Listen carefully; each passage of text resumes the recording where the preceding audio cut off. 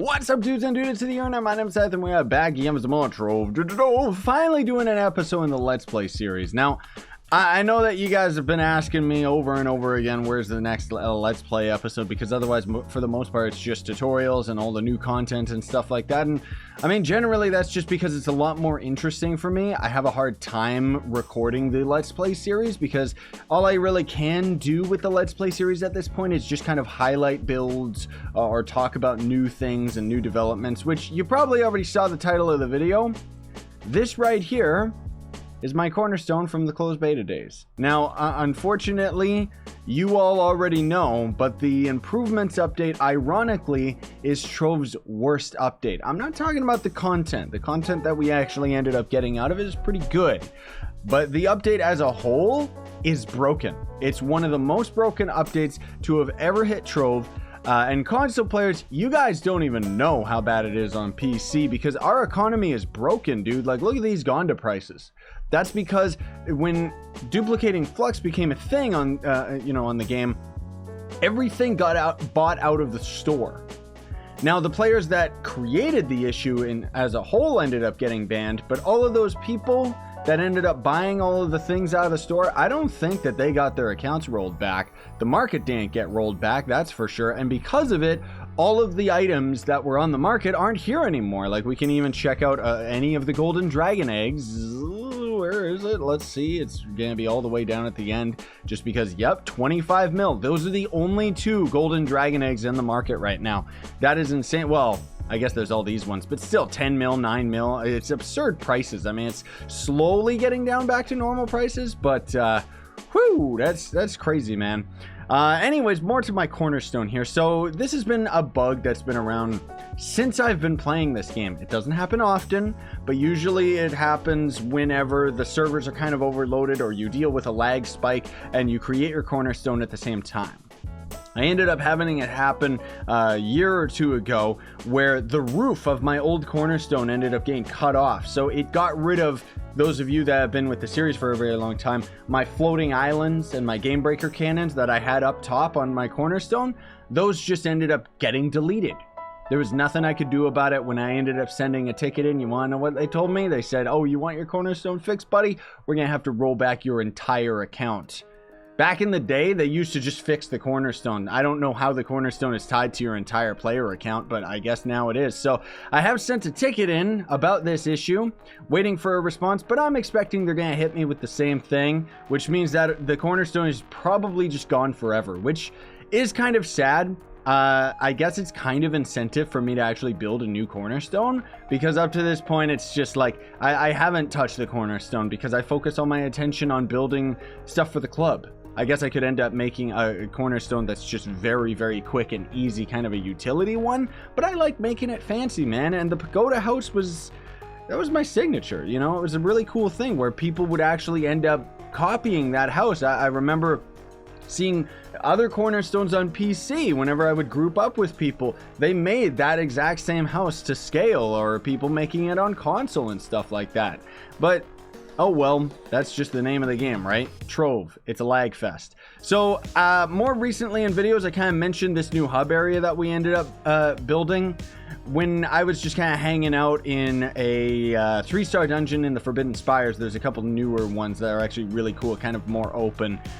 You're just gonna have to siphon through my live streams to find it. Sorry guys, I don't have footage of it otherwise, but one of the things that I liked was that it was very spacious. Now, this entire hub area that we've got was actually built upon kind of a copy and paste originally of a 3-star dungeon that we ended up seeing in the Forbidden Spires biome. Now, this dungeon was so cool and so inspiring that we ended up copying the entire dungeon verbatim, and then also just kind of, putting our own little quick things on it, kind of augmenting and changing around certain things, yada, yada, yada. But with that dungeon, one of the things that normally is in the center here is a big, ugly house. And it took me months before I realized why. Why is that house there? All we really had inside it was all of the, prop tables, which we've since moved over into this hut over here. So what we ended up essentially doing was we kept the bridges right here, which normally connected from house to house, and got rid of the house in the middle. I tried remodeling the house a couple times over, but it just didn't feel right. So eventually we ended up just paving the whole thing out. Now we got all these pathways. We got a nice bridge over here and kind of brought this lake so that it comes down a bit, and wanted to deal with some more variation in the verticality of it, because I feel that it, you know, simplicity is what it's always about whenever I'm building things, and just in general, that's kind of one of the themes that we like to keep with Team Pixel, but also just keeping things all Oriental theme and kind of in theme with this entire biome, like, because otherwise you look at the old Team Pixel hub, which I do plan on still doing a world tour sometime soon, but you look at the old hub and it's just all over the place, man. Like, we just got like tons and tons of builds all squished in together. But now we've kind of started doing a specific theme since the Forbidden Spires. But anyways, we got this river going here. You can still gain access to the sewer by going down there. It still has a couple secrets. And you come over here and yeah, not really that much has changed outside of this big beautiful tree and the video effects blocks. Now, I gotta tell you guys this because I'm still very salty about this. The devs have actually like lost their mind when it comes to the Geode update. Their excuse or reasoning, I guess is the word that they would use, behind why video effects blocks are so expensive to craft is that they don't want people to put 1 million of them down in a club and thus make, you know, frame rate issues and make the world crash and stuff like that, right? Like, obviously you could deal with issues. The more video effects blocks that you have, it's going to end up causing lag to the server and lag to the world and anyone who ends up coming in here, right? Which just begs the question, then why did they make the video effects blocks if they didn't want us to actually use them? And why didn't they just make it so that we could only place down a limited amount within a club world or something like that? But I guess that would have been a little bit too difficult for them to figure out. So anyways, this is maybe like 10 or 12 video effects blocks, and it cost me like not only just a ton of geode resources, but it cost me like 25,000 crystals just for these. Ridiculous, man. Especially with crystals still being extremely difficult to get. I don't care that you got the 50% more crystal potions. They're just not good. Like, it's disgusting. So we got a couple little Easter eggs. We got this guy that's kind of Luxian, and we kind of make fun of the fact that he's just, you know, a garbage man, because he is going back to his roots of being a trashy salesman. And then over here, I found a nice way of actually utilizing the fog video effects, which I want to do this for quite some time. So it's kind of like a hot spring area, right? Really cool. I like it. You know, the changes that we've done over here are just generally, I'm just really into it, right? You may have also noticed in, well, maybe like a week or two ago, I kind of swapped back over to the Shadow Hunter and very quickly reminded myself that, oh, Shadow Hunter just doesn't cut it. Like, as far as speeding farming character and shadow towers and stuff like that. So I just swapped back over to the Vanguard as soon as I ended up hearing from the devs that they just weren't going to end up working on the Shadow Hunter anytime soon. Next class they're supposed to be working on is the Tomb Raiser, so we'll see what happens with that. U10 is supposed to be coming out in October. That's at least what they ended up saying. They don't have a solid date set up, but that's pretty much like the absolute like most relevant post that we've got about it. I guess I should have mentioned too, we've upgraded some of our fixtures over there. Made them a little bit better. We got the gem fixture and stuff, and I'll kind of show you guys what those are about in a sec, because I'm actually quite proud of these couple builds that we ended up doing. I'm actually really excited about them too, because we kind of had this idea to put temples that were elemental based. And this one, you can see you kind of jump over these big old lily pads to end up getting to, obviously, the water temple. And we got a giant empowered gem up there. All of the colors are focused on like blue, so it's like light gray and stuff like that. You know, and then we go in here and we kind of have this theme going where the water is coming from the crystal. So it's like a giant water crystal. And we have the water kind of trickling all the way down into the basement of the entire build. And I really like this room. Like, it's just so peaceful and tranquil, right? Like, there's actually a dungeon that inspired this, again, in the Forbidden Spires biome, where it had kind of this type of theme, where it was like kind of peaceful water, and it's like a very tranquil room. And as soon as Merc and I ended up seeing that, we were totally inspired to build a room like that for ourselves. By the way, putting all of these, this right here, the rope ladder, yeah, that was really annoying. Trying to put that there. Not really as many jokes with NPCs hanging out in there. And then the more recent one we ended up doing was the fire temple over here, which kind of is a bit of an eyesore. I don't mean that in a bad way, but I just mean like it kind of just stands out like a sore thumb where just suddenly, bam, here it is. But I do like it. This one was mostly Merc ended up doing this. We kind of just set down the foundations for it, and then it was just like, oh, let's just finish it, right? But we got the lava crystal and the lava kind of following suit where it goes all the way down to the bottom. The first one over there, actually, did you already spot it? That's based off of a framework that you already have in the Forbidden Spires. We just kind of rebuilt over it and made it our own custom type of thing. Whereas all of this is all custom. And, you know, we wanted to make sure that it was all like lava and all floating, you know, flowing lava, I should say, and kind of make it a bit more of a parkour way of getting through, where you come through the caves and then here you go, there's the U9 portal, but you can continue around the edge of the mountain. And in role play, you know, it's kind of the fact that it's like supposed to be difficult to parkour up here, but obviously isn't. Come up here, there's a nice little view station, Sakura tree down here, which Mark ended up basing off of a wallpaper. He liked the fact that there was a Sakura tree kind of hanging out at the edge of a wall, at the edge of a giant volcano steam area, which again, it was like just a Windows wallpaper or something. And then of course you can get to the top, and that's pretty much all there really is to it, right? So over here, Mark ended up building this a long time ago.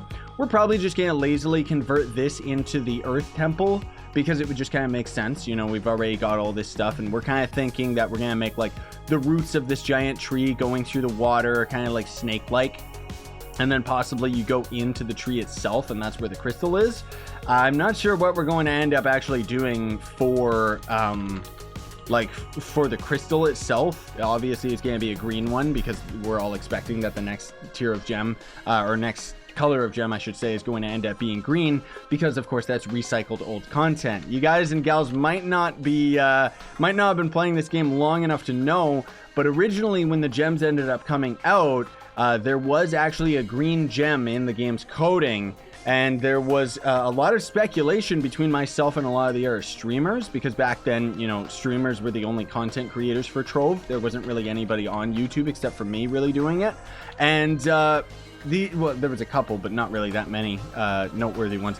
And then anyways, so because of it, the biggest community was the streamers, and then I would kind of communicate with them, and we all kind of speculated that the green gems were going to end up being Earth gems that would come out when the dinosaur biome ended up coming out, which that never ended up happening. And the only reason I'm mentioning this now is because I'd bet you anything that the new color of gems is going to be green, because that would kind of follow suit with how they've been designing things as a whole with Trove for years, where they just take something that's already in the existing game code, throw it to us, and act like it's something new.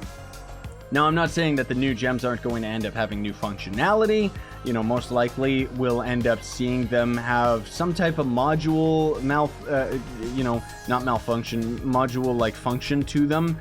Maybe they'll just end up being traditional gems, though, that you just end up farming in the geode area, but it would make sense for them to be earth based, because then it's geode based instead, right?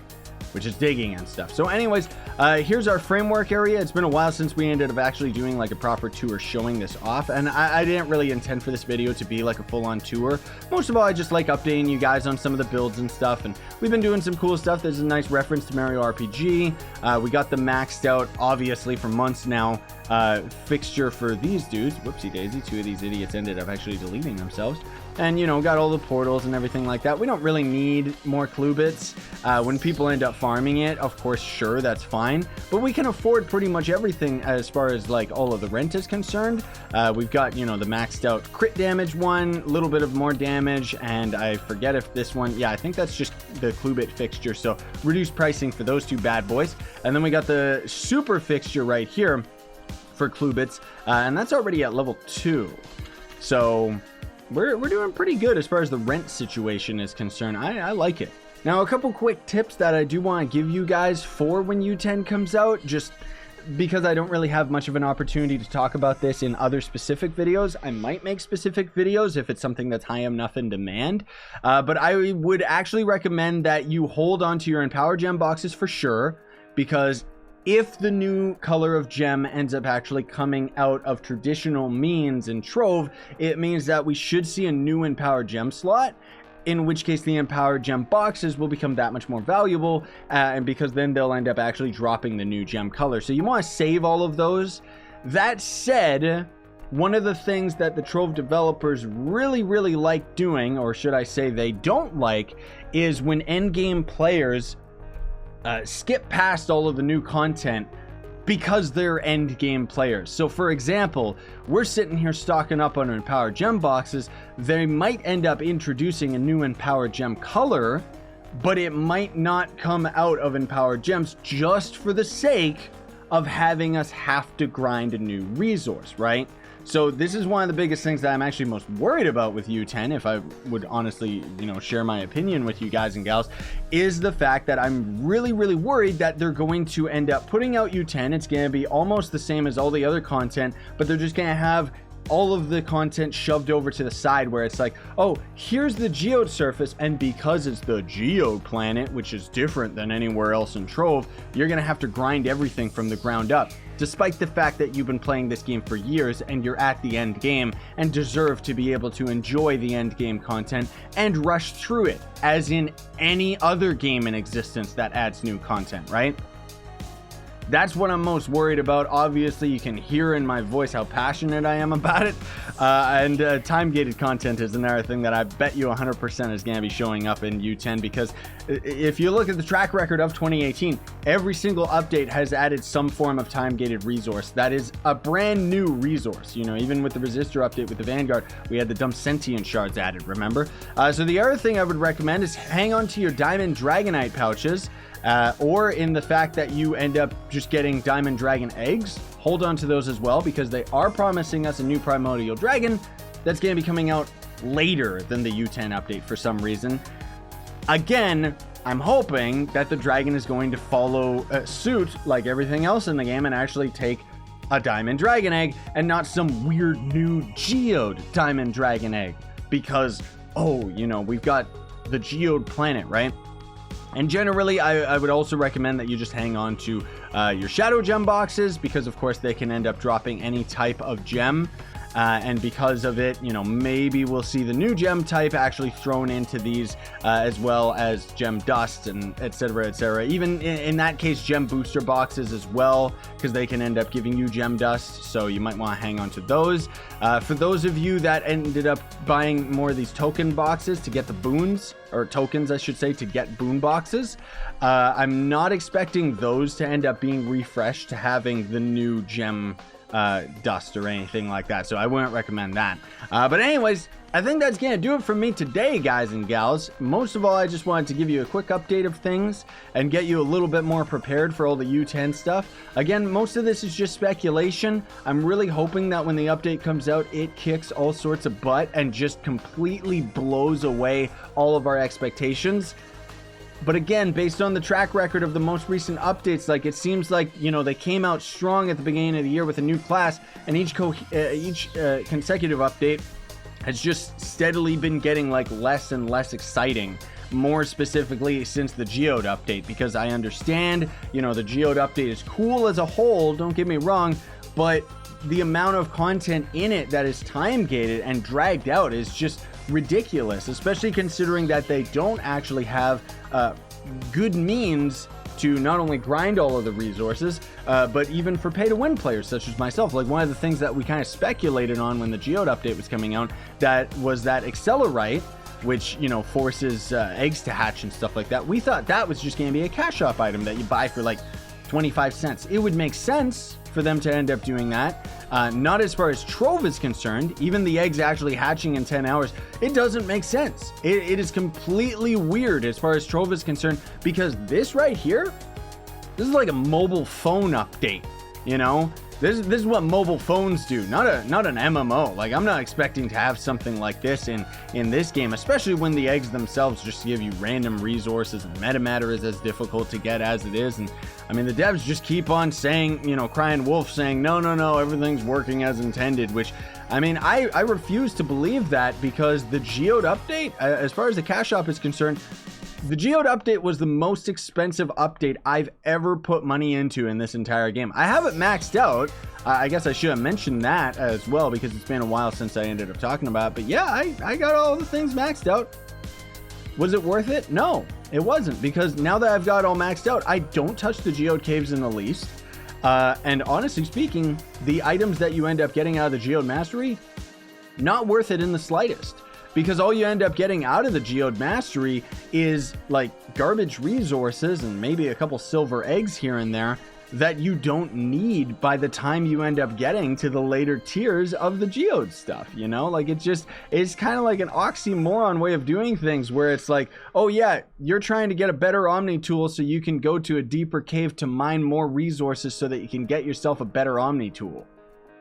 You know, like it just kind of goes in a circle with no actual gratification on getting it maxed out outside of the fact that you're like, I don't have to go into the caves anymore. Like that's pretty much it.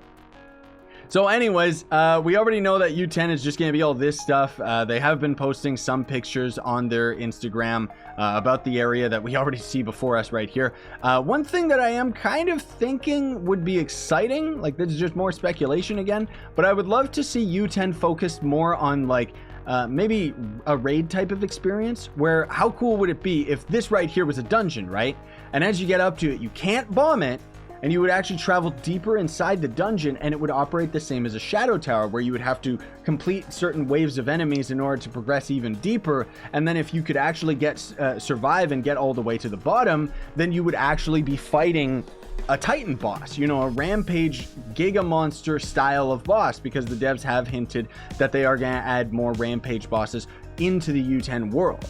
And I just think personally that that would be so cool to kind of change the way that the game is, because they have said that U10 is going to be a combat focused update, but they also have said that they're trying to make it something that feels a bit more end game rather than just a higher tier of world. Because honestly, it does sound like this Geode area is just going to end up essentially being a new biome, while they're also going to end up adding U10. And fun fact, ladies and gentlemen, just as we're ending the video here, I do want to mention that my good friend Stratos, who very often just randomly data mines into the game, he actually looked into the game's code, and U11 and U12 video effects, like for the portals themselves, you know where it says U1 and it kind of rotates around the portal? There was actually video effects for U11 and U12.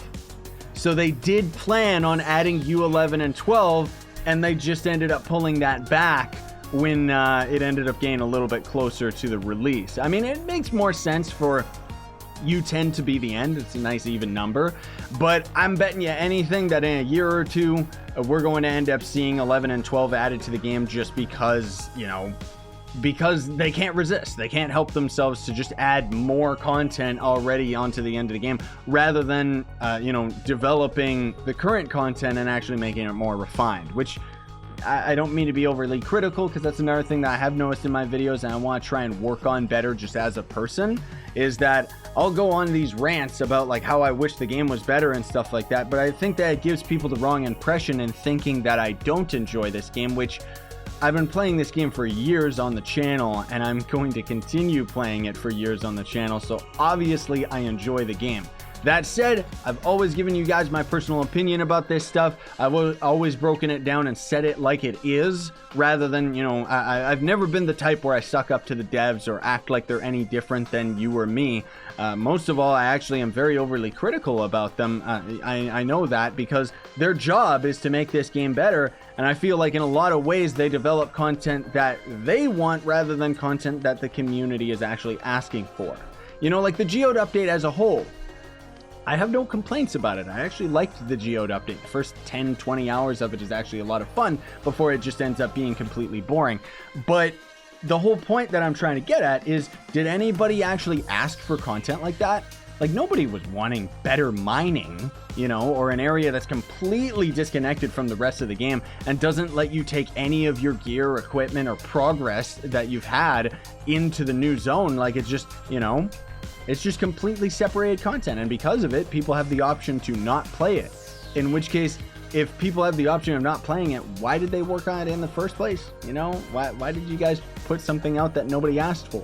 That's kind of my point, which is like, you know, in regards to buffing up the classes. Why do they have to do them in one update at a time instead of just doing it all at once when it's one of the highest things on demand for players? is to end up having all of the classes actually work out, you know, in U9 and potentially in U10 and stuff. But anyways, I don't want to go on a rant about that stuff, guys and gals, because we've already done that plenty of times in the videos that end up highlighting the dev streams and stuff. But most of all, I just wanted to kind of touch base with you on a more personal level, because that's what the Let's Play has always been about.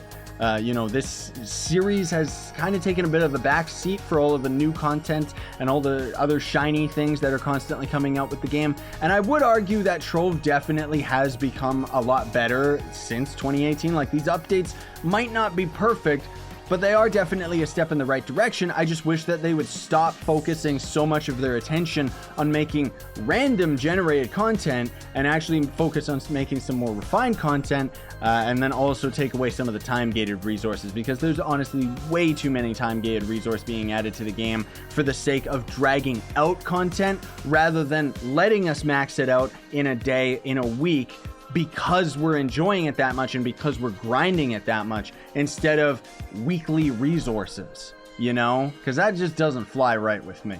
I understand why they're doing it, but I don't like it. Thanks for watching though, guys and gals. Let me know what you all think in the comments down below. I would really be appreciate it and be interested to see. You know, I love the connection that we have together, and the fact that we can actually openly talk about these things and be openly critical about these things, because I mean, if nobody else is going to listen to it, at least we can all sit here and dream this game's going to be better than it is, right? But still love this game. Still love all of you. Like, seriously, I really do appreciate the positivity and support I get from you guys and gals. It always makes my day and makes me more inspired to keep doing what I'm doing. I think also, you know, the fact that I've been able to share my personal opinion about all this stuff and not just get booed off stage and actually have so many of you agree with me has, you know, made me more confident in sharing my opinion, whether or not it's something that you guys agree or disagree with. You know what I'm saying? Anyways, thanks for watching. Don't forget to like, sub, and hit that notification bell. And if you want to support me, you can always hit that join button down below. Become a member. You'll get a icon next to your comments. You'll also have access to custom emojis you can use during live streams. And then if you, you know, check down below as well, you can check out my merch, and if, yeah, I don't know, if you guys don't have any money, that's perfectly fine, but you still want to help me out, check out links down below for Gawkbox as well as Solidarity app. Quite literally what you'll do with those apps is you sign up with them through your phone. All you gotta do is just log into your YouTube account. They're harmless. They're not gonna steal all your information or anything. And it'll tell you, download this phone game and play it, or download it and get to a certain point in the game. And then once you end up achieving that goal, you'll end up getting money that you can then send to me. It's a really awesome system. With Gawkbox, you actually have options to buy stickers that you can send me during a live stream, and those will actually show up in the stream as well. So how cool is that? Sign over and stay up it though, everybody.